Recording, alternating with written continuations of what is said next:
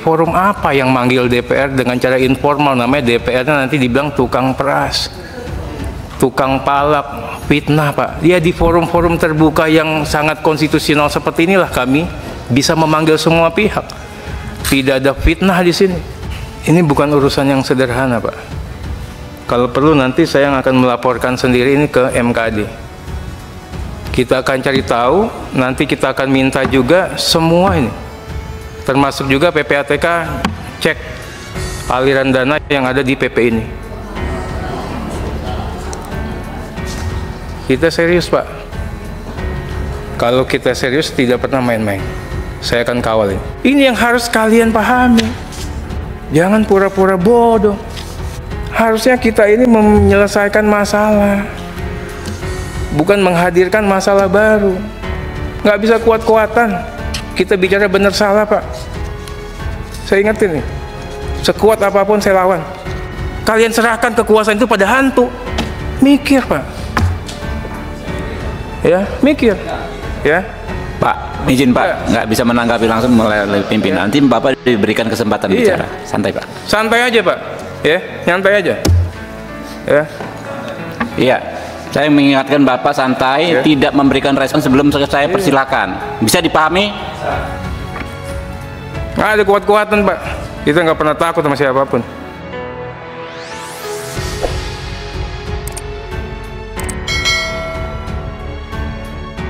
Awal ini saya netral ini. Netral. Saya pikir saya menaruh kepercayaan penuh kepada otoritas yang berkuasa, Pak Dirjen AHU.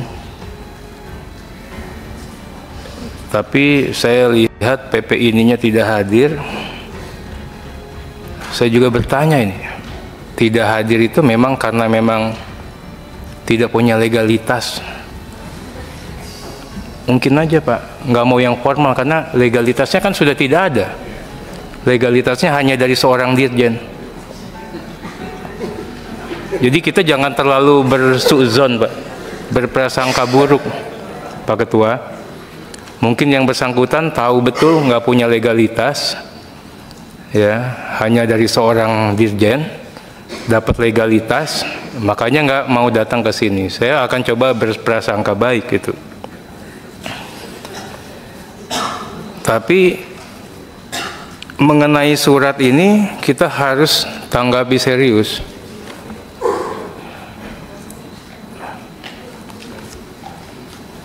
Saya melihat negara sudah tergadaikan, Pak Dirjen.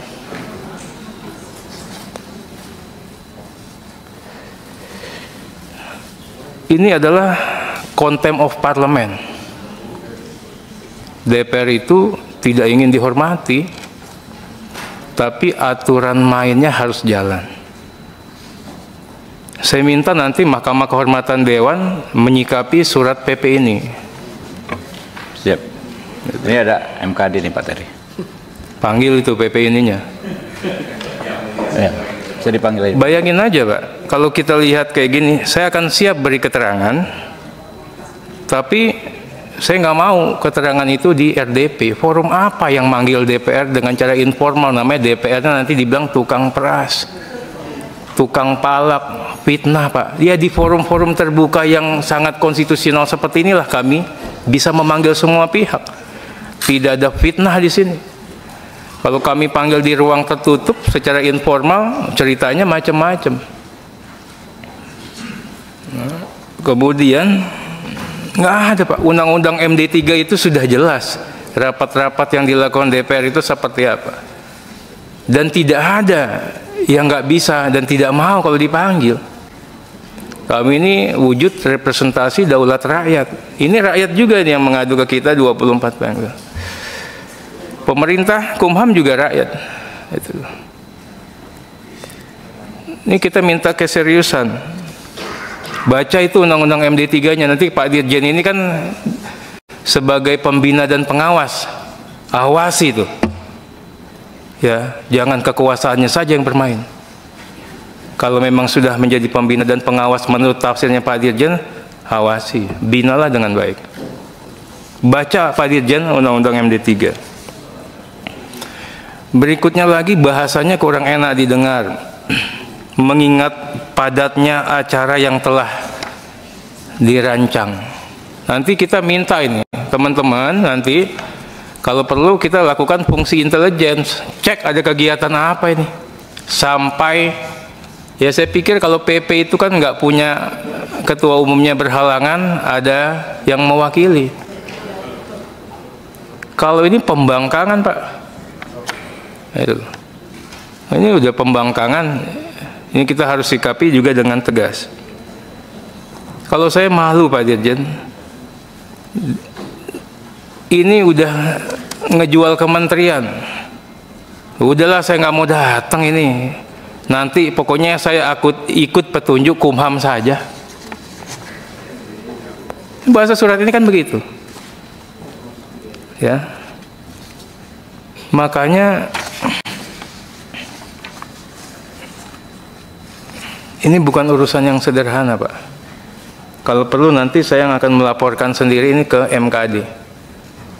Kita akan cari tahu, nanti kita akan minta juga semua ini. Termasuk juga PPATK cek aliran dana yang ada di PP ini. Kita serius, Pak. Kalau kita serius tidak pernah main-main. Saya akan kawal ini, Pak Habibur Rahman. Yang kedua, Pak Dirjen, saya baru tahu ini semuanya ringkasan eksekutif summary lah. Kalau saya dulu pengacara, Pak, kalau ringkasan eksekutif berarti ada kajian yang tidak ringkasnya. Nah, saya akan minta ini dari surat Bapak yang kemarin juga seperti itu. Kajian yang tidak ringkasnya itu seperti apa? Pada poin 4 ini suratnya Pak Dirjen, ringkasan eksekutif tindak lanjut ya, bukan poin 4 ini. Tindak lanjut penyelesaian permasalahan kepengurusan ini, Pak ya. Judulnya ini. Judulnya. Ini pada poin 4-nya Bapak merujuk pada diskusi dan kesimpulan RDP tanggal 14 Juni. Kami ini bukan gerombolan. Ini hasil RDP tanggal 14 Juni, Pak. Yang jauh berbeda daripada yang Bapak tindak lanjuti. Kemudian di surat Bapak mengatakan kami telah mencatat dan mengambil langkah-langkah tindak lanjut. Tapi catatan, langkah-langkah tindak lanjut yang Bapak hadirkan itu ahistoris, Pak. Ahistoris. Seolah-olah tidak ada masalah. Seolah-olah ini surat baru. Tidak ada kaitan dengan permasalahan yang dihadapi. Lupa kita akan ada masalah kewenangan. Kewenangan AHU untuk menjadi pembina dan pengawas. Ini kan yang kita permasalahkan kemarin. Itu. Saya masih ingat ini. Pasal berapa kemarin, Pak? Pasal 67, pasal 82. Itu loh. Ini kita belajar bernegara secara tertib, Pak Dirjen. Di tempat lain boleh main begini, di Komisi 3 nggak bisa, Pak. Saya ini betul-betul, saya bukan mengatakan Pak Dirjen bisa melecehkan kami, namanya seperti ini. Ahistoris. Yang kita omongin banyak banget, lama banget, tiba-tiba seolah-olah nggak ada, ini abai. Bagaimana tanggapan kementerian atas dalil saya kemarin? Pasal 67. Pengawasan atas notaris dilakukan oleh menteri. Tapi notaris dalam konteks jabatan notaris sepanjang melaksanakan tugas dan fungsinya. Itu. Tidak terhadap organisasi notaris. Itu ditanggepin. Begitu juga terhadap pasal 82-nya, Pak. Pasal 82 itu mutlak adresatnya adalah organisasi notaris. Yang atur juga bukan seorang menteri, seorang dirjen, tapi peraturan menteri. Ini yang harus kalian pahami.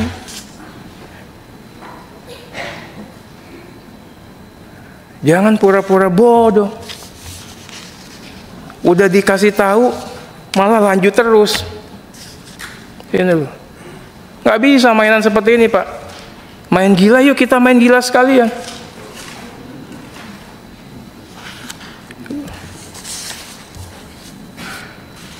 Apa masalahnya lagi? Masalahnya lagi, Bapak menerbitkan surat yang kontradiktif. Pertama mengatakan e-voting terbatas. Sekarang menjadi e-voting nasional yang diprotes sama mereka, yang itu belum diselesaikan. Tidak hanya masalah itu. Kita bicara e-voting itu bicara tata cara pemilihan. Bicara payung hukum, dasar hukum, aturan main yang nggak bisa diputuskan oleh seorang dirjen, orang menteri, Pak. Itu aturan mereka sendiri, internal mereka. Terbaik yang bisa Bapak lakukan, Bapak giring itu melakukan kongres loh. Yuk kita mau aturan mainnya gimana? Ini kan yang dibahas kemarin. Nggak ada tindak lanjut ini. Ya. Makanya saya minta itikat baik, kejujuran dan ketulusan hati. Harusnya kita ini menyelesaikan masalah, bukan menghadirkan masalah baru. Nggak bisa kuat-kuatan. Kita bicara benar salah, Pak. Saya ingetin nih, sekuat apapun saya lawan. Ya, kita bicara benar salah. Kita bicara hukum. Surat 3 Maret ini bagaimana? Kok kalian ngotot ya memaksakan e-voting nasional? Wong kalian adain di Cilegon aja berantakan, mau e-voting nasional gimana? Kita punya 19.367, yang peduli sama ini cuma 3.000, yang itu hantu. Kalian serahkan kekuasaan itu pada hantu. Mikir, Pak. Ya, mikir. Ya. Pak, izin Pak, nggak bisa menanggapi langsung melalui pimpinan. Nanti Bapak diberikan kesempatan bicara. Santai Pak. Santai aja Pak. Ya, nyantai aja.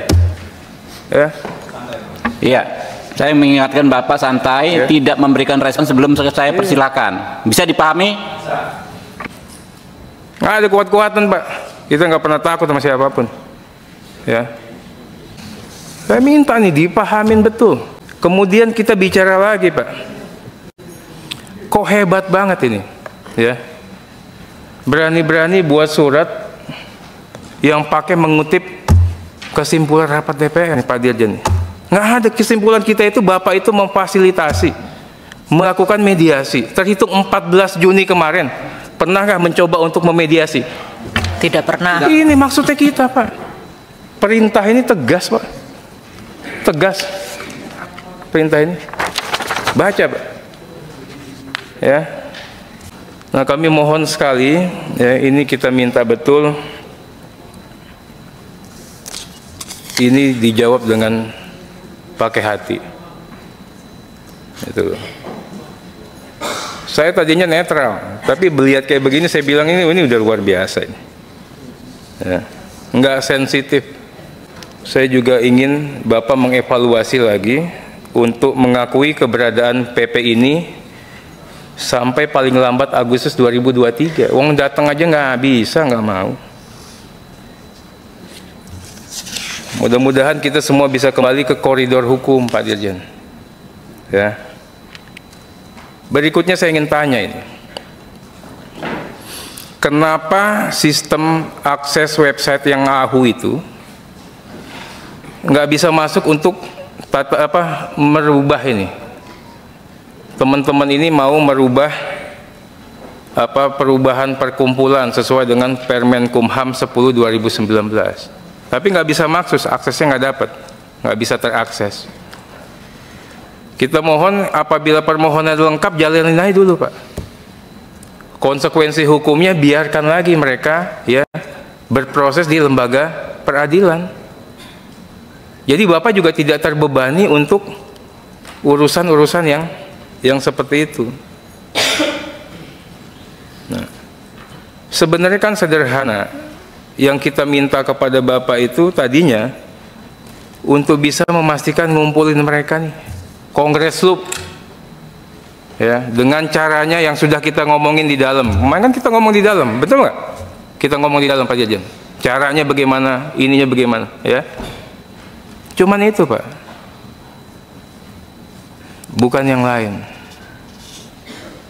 Saya pikir ini kita seriusin Pak Ketua ya.